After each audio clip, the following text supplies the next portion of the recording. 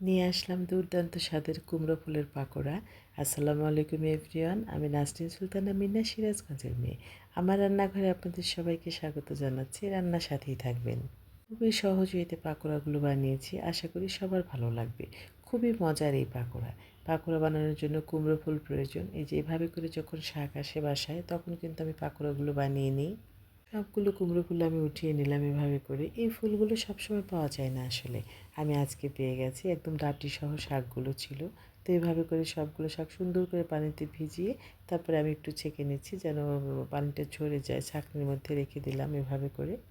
পানি ঝরে যাওয়ার পরেই কিন্তু আমি এটাকে বানাবো। এর মধ্যে আমি একটা ব্যাটার তৈরি করে নিচ্ছি। বেসন, চালের গুঁড়ো, হলুদ গুঁড়ো, লাল মরিচ গুঁড়ো, লবণ দিয়ে একটু মশলা বানিয়ে নিয়েছি বাসায় আমি এই মশলাটা। একটু জিরা, ধনিয়া, একটু রাঁধুনি সস, একটু মৌরি, একটু গরম মশলা, সাদা এলাচ এভাবে করে পাউডার করে নিয়েছি। সেই পাউডারটা দিয়ে দিলে খুব বেশি মজার হয়। তারপর এভাবে করে একটা ব্যাটার তৈরি করে নিচ্ছি।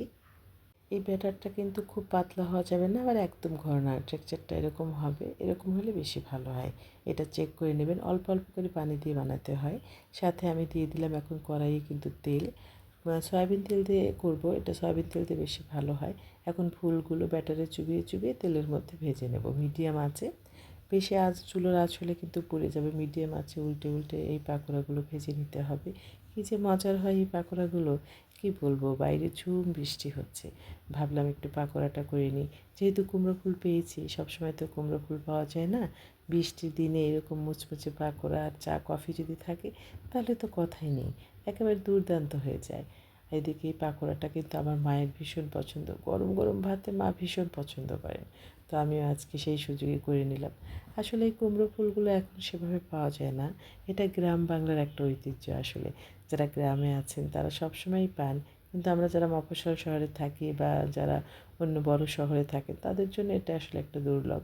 তবে আমি কিন্তু মাঝে মাঝে পেয়ে যাই, কারণ আমাদের যেহেতু মফস্বল শহরে থাকা হয়, গ্রাম থেকে অনেক সময় একদম ডাঁটি সহ শাক নিয়ে আসে বাজারে, সেখান থেকে পাওয়া যায়। তো এভাবে করে এই কুমড়ো ফুলের বড়াটা আমি ভেজে নিচ্ছি। এই কুমড়ো ফুলের বড়াই কিন্তু ঝাল লবণে একদম স্বাদ মতো হতে হবে, তবেই কিন্তু বেশি ভালো লাগে। একদম চাউলের গুঁড়োটা কিন্তু স্কিপ করা যাবে না, এটা দিতেই হবে, তাহলে খুবই মুচমুচে হয় একেবারে। তা আমি এভাবে করে ঝাল লবণ স্বাদ মতো দিয়ে খুব সুন্দর হতে বড়াগুলো ভেজে নিলাম। অনেক দিন পর এটা ভাজছি আসলে, কারণ এটা খুব একটা পাওয়া যায় না। যখন যেমন পাই সঙ্গে সঙ্গে আমি এটা কিন্তু ভেজে নিই, একদম দেরি না করে, কারণ এটা সত্যি পাওয়া যায় না, খুব কম। এটা খেতে কিন্তু অনেক বেশি মজার হয়। সঙ্গে সঙ্গে খেলে বেশি ভালো লাগে, একেবারে মুচমুচে, খুবই দুর্দান্ত। আপনারাও ট্রাই করতে পারেন। এই বড়া ভাজতে একদমই সময় লাগে না, আর এত সহজ। আমার তো মনে হয় সবথেকে সহজ রান্না। সবগুলোই হয়ে গিয়েছে। আমি কিন্তু সবগুলো পাকোড়া উঠিয়ে নিয়েছি। দেখুন কতটা সুন্দর হয়েছে।